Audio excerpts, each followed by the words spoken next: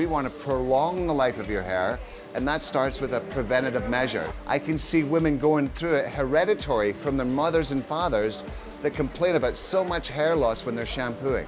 I'll have young men 25 sitting in my chair, and I can already see that this is something that could affect them. These are the ideal clients, not looking for people who have already suffered from, working upstream a little bit, working with a client that potentially could need this product to save them needing it later. So it's a real reality of catching it up front.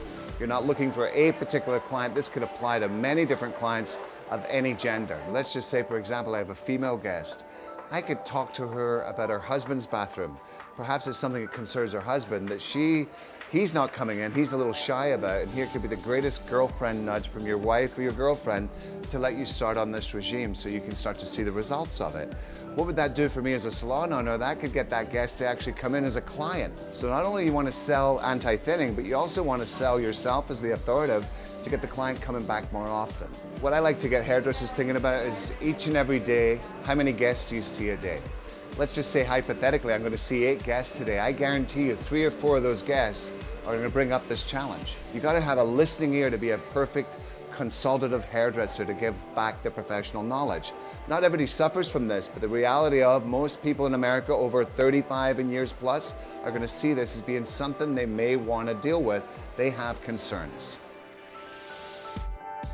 We can give a client an option of a 30-day supply or a 60-day supply.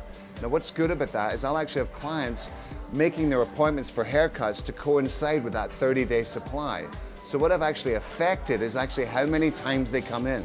An average man comes to the salon 7 times a year.